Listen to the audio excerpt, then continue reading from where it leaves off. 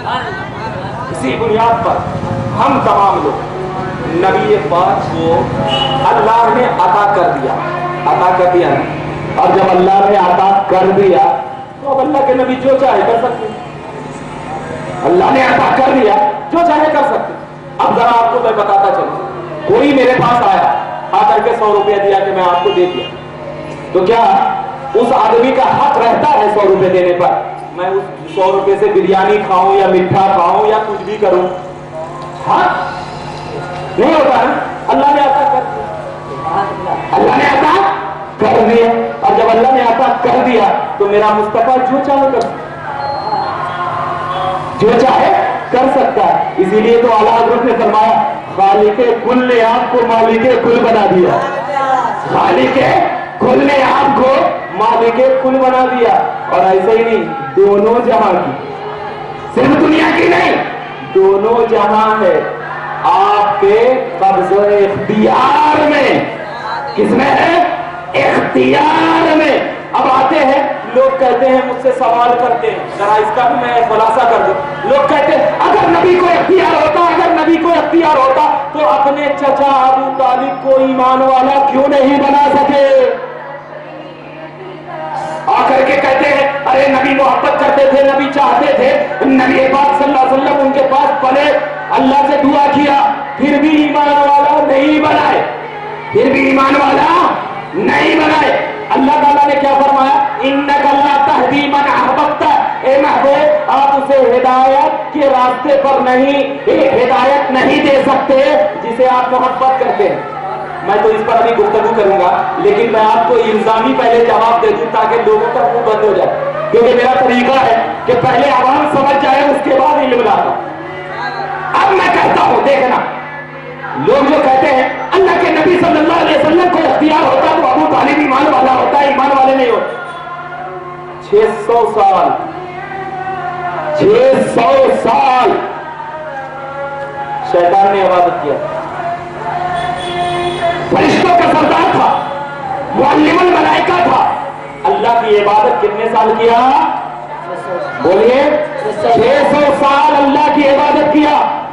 झूले में बैठकर तमाम फरिश्तों को पढ़ाता था। ताज़ीम नबी से इनकार कर दिया, अल्लाह ने मरदूद बारगाह कर दिया ना। मैं सवाल करता हूं, ए अल्लाह, गुस्ताखी माफ, मगर उसके सवाल का जवाब देना। मैं सवाल करता हूं, ए लोगों, तुम जो कह रहे हो कि अल्लाह तबारक व तआला के रसूल को अगर इख्तियार होता तो अबू तालिब को ईमान वाला क्यों नहीं बनाते? तो मैं तो यही सवाल कर सकता हूं कि अगर खुदा को इख्तियार होता तो इब्लीस मुसलमान क्यों नहीं हुआ? अगर खुदा को इख्तियार होता तो इब्लीस मुसलमान क्यों नहीं हुआ? क्या अल्लाह से भी बड़ा इख्तियार किसी को है? नहीं है ना।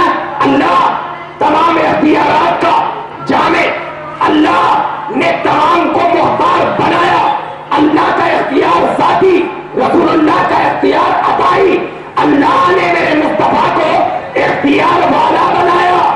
अब जरा देखना, मतलब क्या हुआ कि अल्लाह तबारक व तआला ने जो फरमाया इन्नका ला तहदी, ए महबूब आप उसे हिदायत नहीं दे सकते जिसे आप महबूब जानते हैं। तो आज मैं अपने आला हजरत की बात आप नहीं करूंगा यहाँ पर, ताकि क्या लोग ये कहेंगे अरे ये तो खाली आला हजरत की बात को बोल रहा है, हम नहीं मानते। हम नहीं मानते तो किसको मानता है? अल्लामा तख्ताज़ानी अलैहिर्रहमा की बारगाह में, अल्लामा जलालुद्दीन सियोती की बारगाह में, अल्लामा इब्ने हम्माम की बारगाह में, अल्लामा बदरुद्दीन आईनी की बारगाह में, अल्लामा इब्ने हजर अस्क़लानी की बारगाह में। जिसको तू मानता है इब्ने तैमिया की बारगाह में, जिसको तू मानता है अब्दुल वहाब के पास आ, जिसको तू मानता है इस्माइल देहलवी के पास आ। मैं सारे की बात बता रहा हूं, हिदायत के दो माने, हिदायत के दो माने, और इसमें न अपना इख्तिलाफ है न उनका इख्तिलाफ है।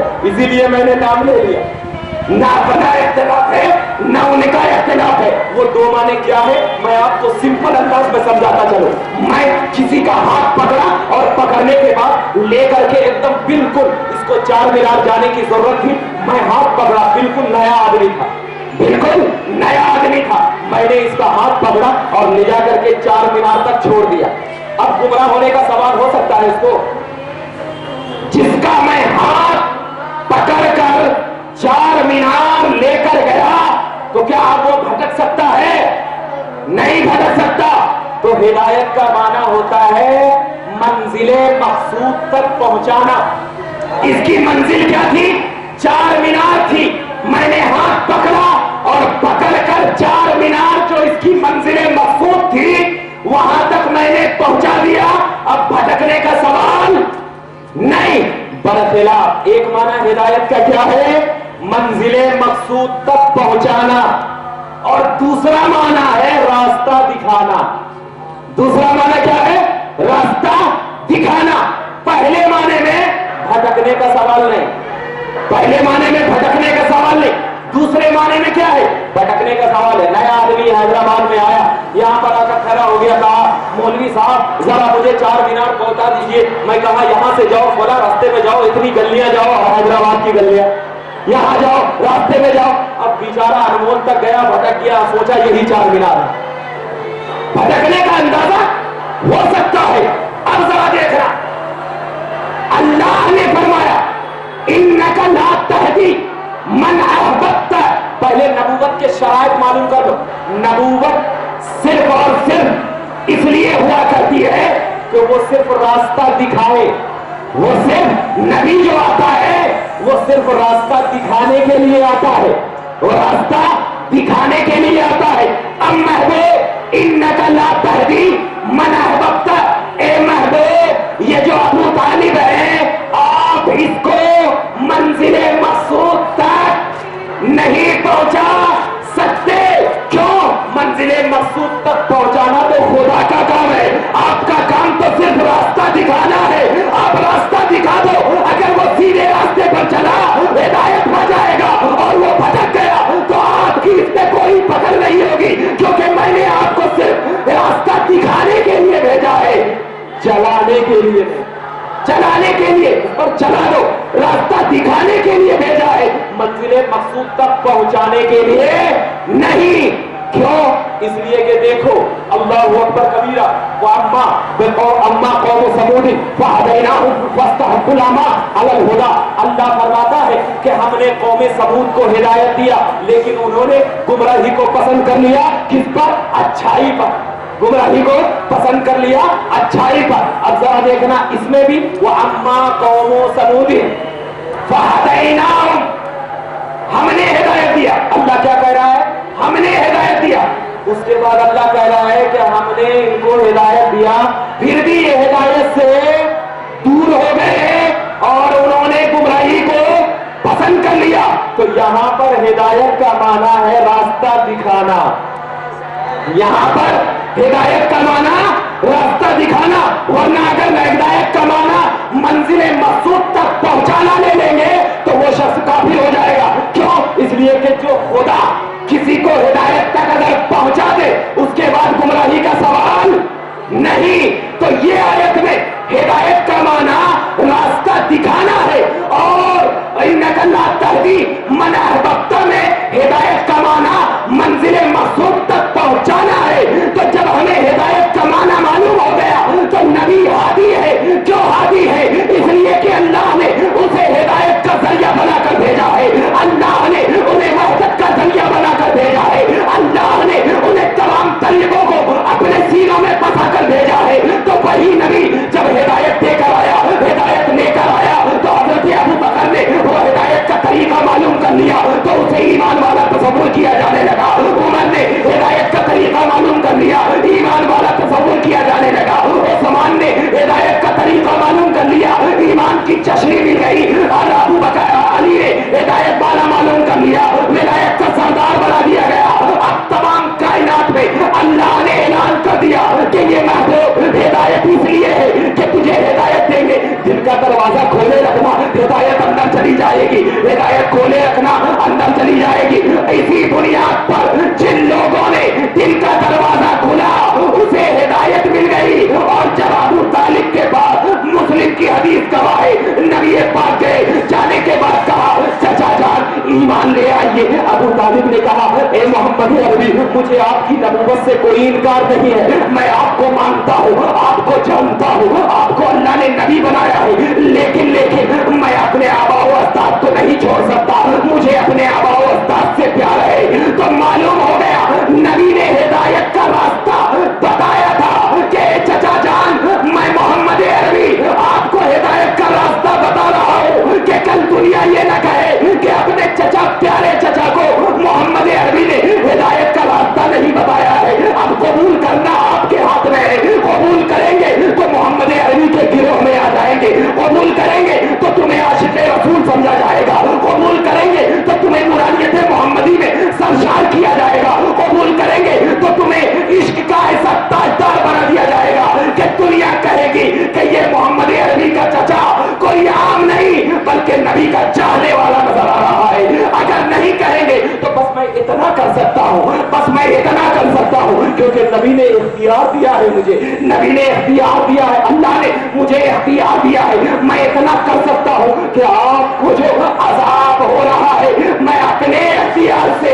अपनी ताकत से जो अल्लाह ने मुझे अता किया है मैं आपके अजाब में तस्दीक कर सकता हूँ। तो अब जरा बता कि जो चचा नबी की सोहबत में रहा जहन्नम की आग कम हो गई, तो जो नबी किसी की सोहबत में और जो उम्मती किसी वली की सोहबत में रहता है उसे भी अजाब में तब्दील हो जाता है।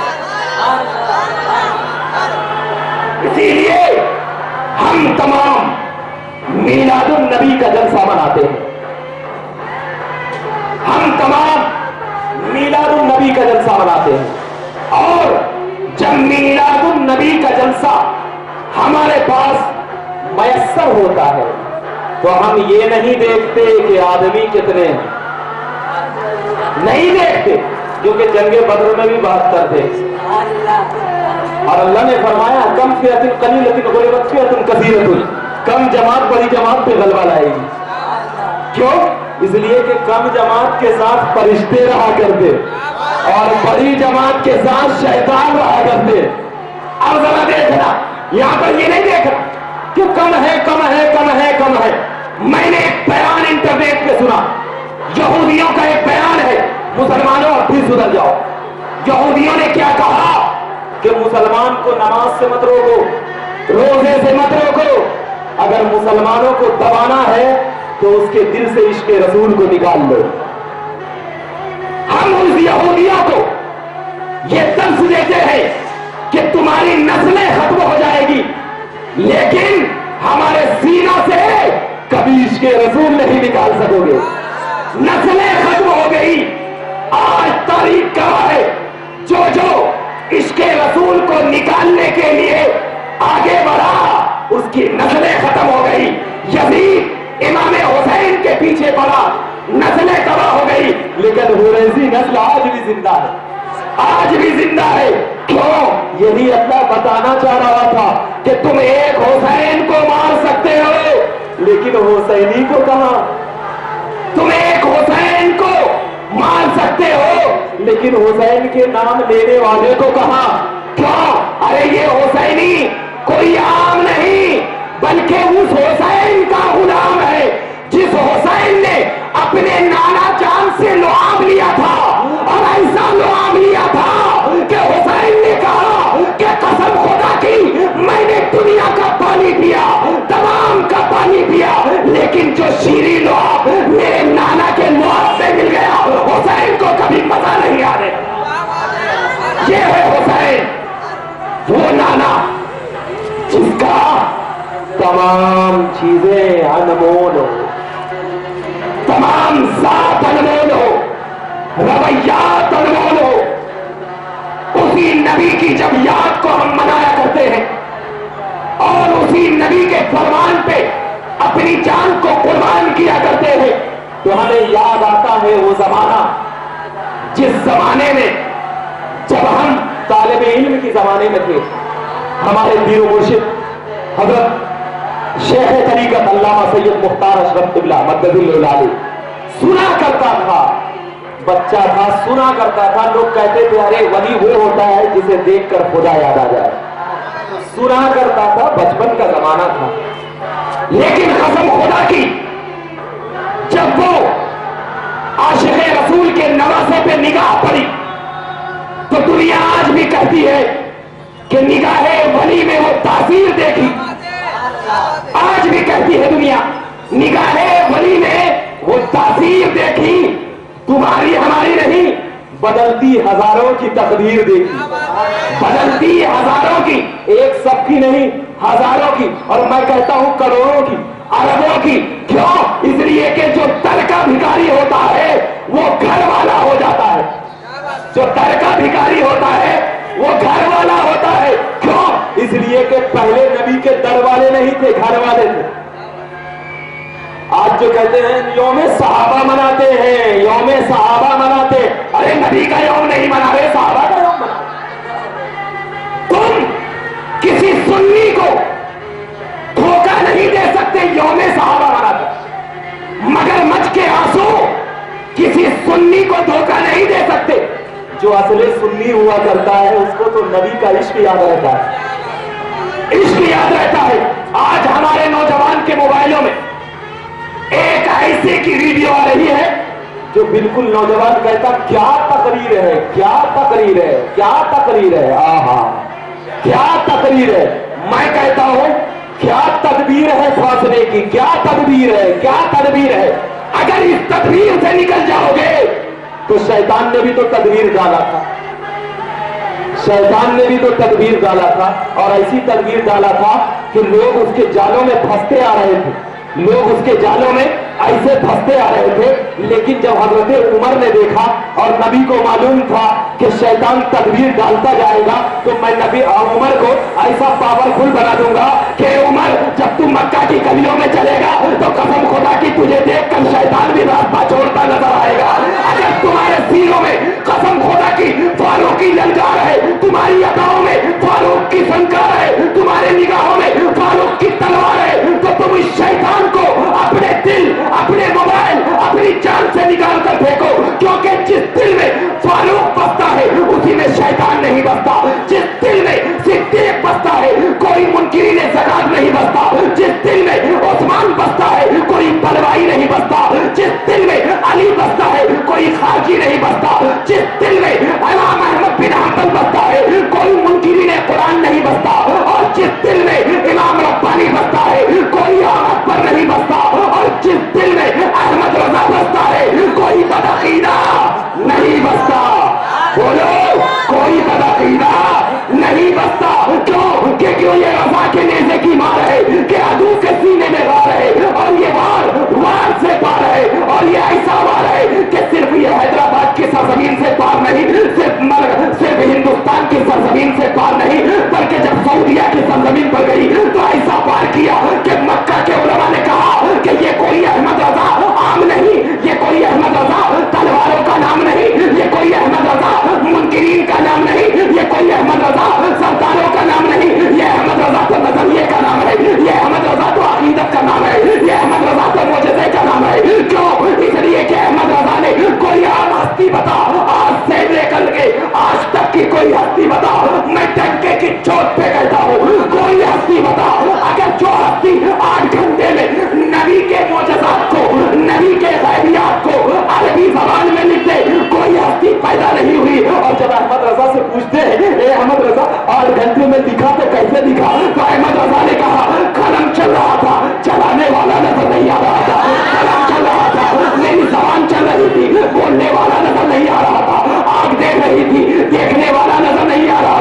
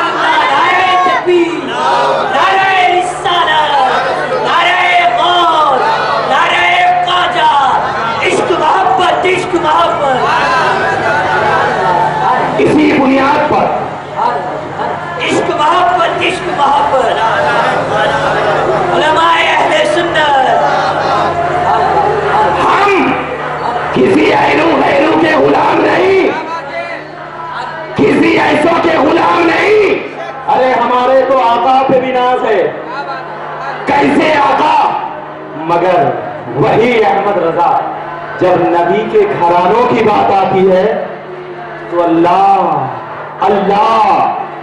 हम आज कोई कहते हैं कोई सैयद ज़्यादा नबी के घराने का गुजर जाए, अनजान मारकर चले जाते हैं, कहते हैं क्या है यह होगा अपनी जगह होगा, लेकिन पूछ अबू बकर से पूछ कि सैयदों की इज्जत कैसे होती है। अल्लाह, हजरत अबू बकर है, सामने इमाम हुसैन खेल रहे हैं, गए जाकर के अपने सर को इमाम हुसैन के कदमों में इतना झुका दिया और कहा, ए नबी के नवासे हमारे कांधों पे सवार हो जाइए। मैं कहता हूं कितना झुकाया होगा, छोटा बच्चा है आप भी उठाते होंगे, कितना झुकाया होगा। मैं तो कहता हूं इतना झुकाया होगा जितना लोग सजदे में सर झुकाते हैं।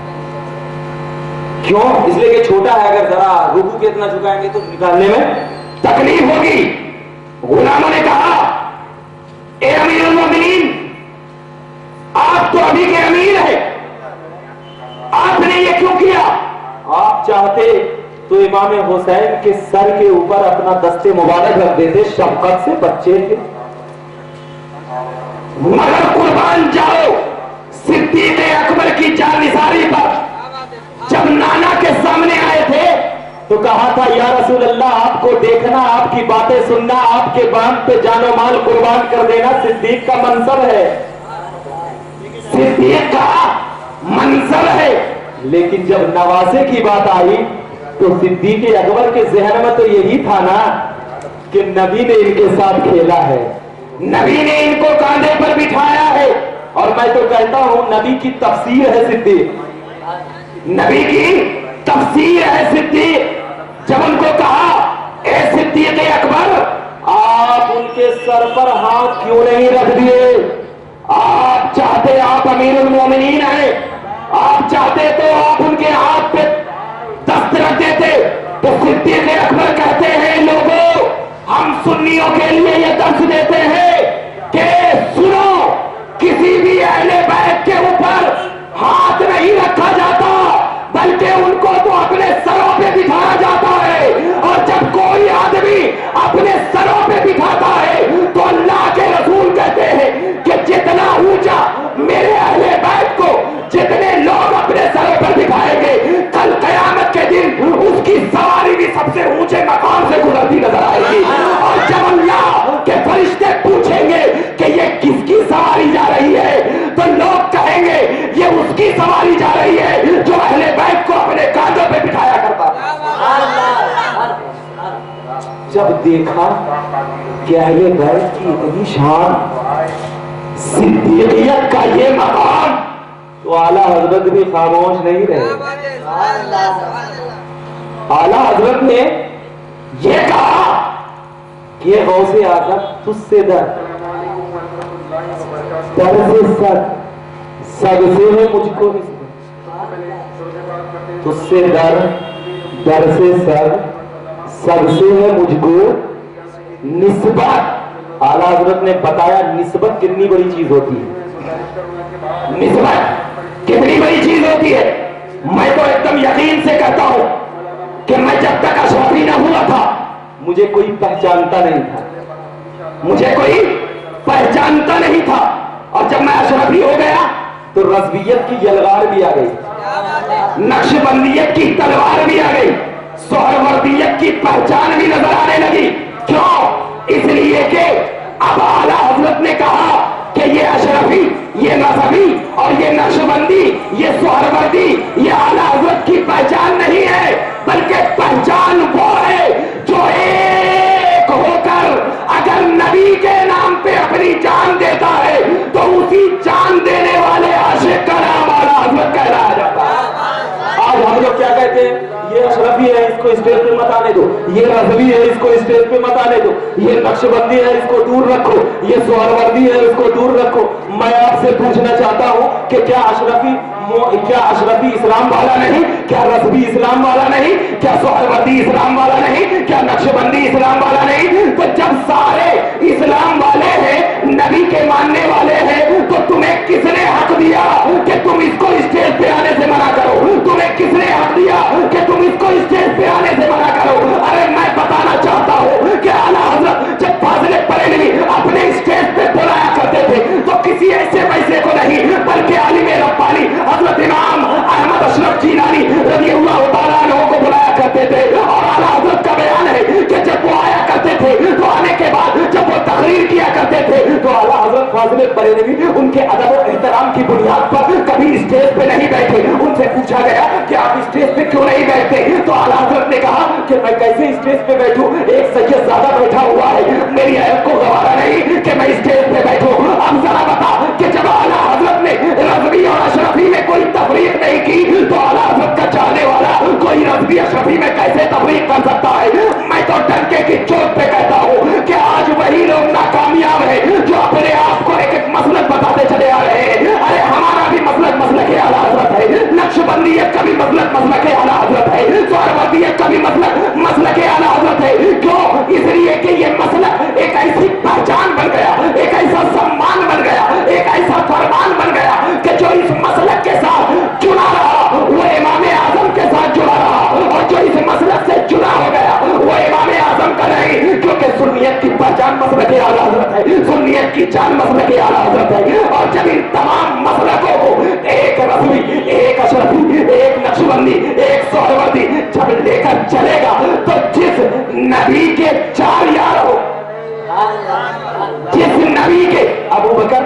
عثمان, علی, عمر, جس نبی کے 4 یار ہو, کیا نبی نے یہ کبھی کہا کہ ابو بکر میرا ہے, عمر نہیں؟ کیا نبی نے یہ کہا کہ عمر میرا ہے, عثمان نہیں؟ کیا نبی نے یہ کہا علی میرا ہے اور دوسرے نہیں؟ بلکہ نبی نے کہا اللہ اکبر کبیرہ, اللہ کے نبی نے کہا کہ یہ جو میرے صحابہ ہیں یہ تمام ستاروں کے مانند ہے,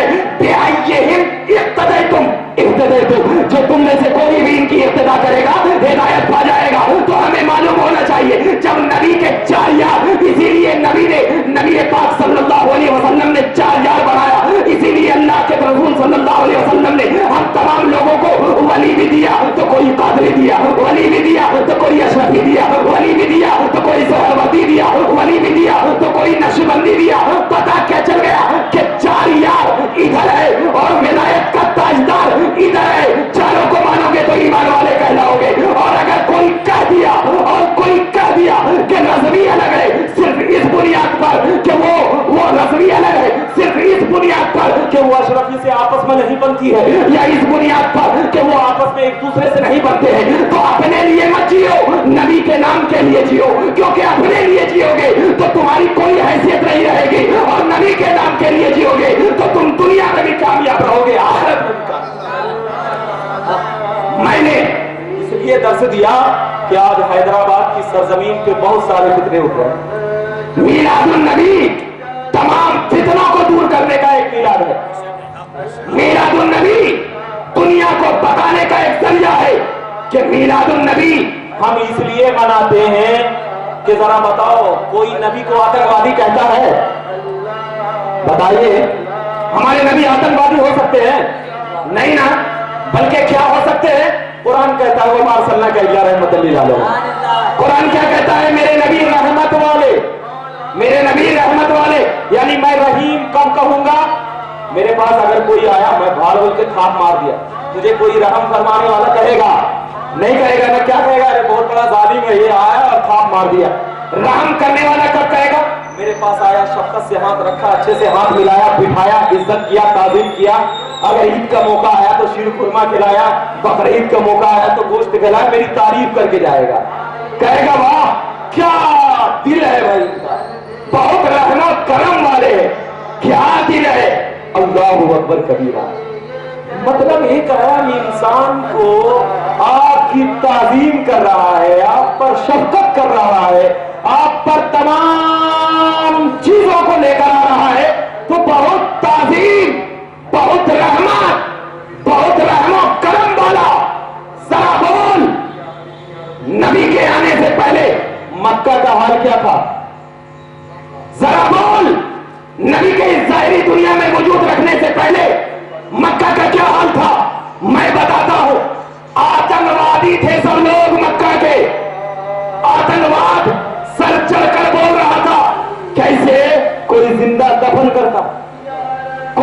बच्चियों को काट देता, एक दूसरे का कत्ल करता, यानी आतंकवाद जोर शोर पे नजर आ रहा था। लेकिन जब मेरे रहमत वाले नबी का कदम पड़ा तो अल्लाह तबारक व तआला ने मक्का पर ऐसा रहम कर दिया कि ये मुस्तफा तेरे कदम पड़ गए, अब मक्का को रहमो करम की जरूरत है, अब तुझे कोई भी जब कदम पड़ गया, अल्लाह ने कहा अब रहमत वाले नबी का कदम पड़ चुका है, अब मक्का में कोई भी आदमी अपनी बच्चियों को कत्ल नहीं करेगा, क्योंकि ये रहमत वाले नबी का कदम है। और जब रहमत वाले नबी के कदम से, देखना अकीदा दे रहा हूं प्रशासन को, जो कहते हैं मुसलमान आतंकवादी है, मैं अकीदा दे रहा हूं, तसव्वुर करने लगा रहा हूं, जब नबी का एक कदम मक्का में पड़ा तो रहमो करम ने ऐसी सांस लिया कि एक आतंकवादी मिट गया। आतंकवाद मक्का की सरजमीन से खत्म हो गया। किसका कदम पड़ा? रहमत वाले नबी का। और एक प्रशासन सुनो कि जब मेरे नबी का रहमत वाला कदम मक्का की सरजमीन पे पड़ा तो वहां की आतंकवादियत, वहां की बर्बरियत, वहां की तमाम चीजें जो गैर कानूनी थी तमाम खत्म कर दी गई। और उसी नबी के गुलाम, उसी नबी के शहजादे हजरत ख्वाजा खाजगा का कदम हिंदुस्तान में पड़ा। तो जब मक्का की सरजमीन पे नबी का कदम पड़ा तो नबी के कदम पड़ने की बुनियाद पर अल्लाह तबारक व तआला ने वहां की बच्चियों को जिंदा दफनाना बंद कर दिया। और जब उसी नबी के रहमत वाले शहजादे का कदम हिंदुस्तान की सरजमीन पे पड़ा तो वहां तो जिंदा दफनाना बंद और यहाँ हिंदुस्तान में जिंदा जलाना बंद हो गया। आपको मालूम था ना कि हिंदुस्तान का ये माहौल था क्या कि लोग अपनी, जिसका शौहर मर जाता था तो उसके शौहर के साथ उसकी बीवी को भी जिंदा दफन कर दिया करते। मगर तारीख कब आए कि जैसे ही हजरत ख्वाजा का कदम हिंदुस्तान की सरजमीन पे पड़ा तो मक्का में तो जिंदा दफनाना बंद, हिंदुस्तान में जिंदा जलाना बंद। तो अब मैं बताता हूं, यही ख्वाजा के मानने वाले, यही नबी के मानने वाले, और किस बुनियाद पे मानने वाले कि नबी को अल्लाह ने सब कुछ अता किया है, रहमत अता किया, गैब अता किया, कुरान अता किया, जन्नत अता किया, दोज़ख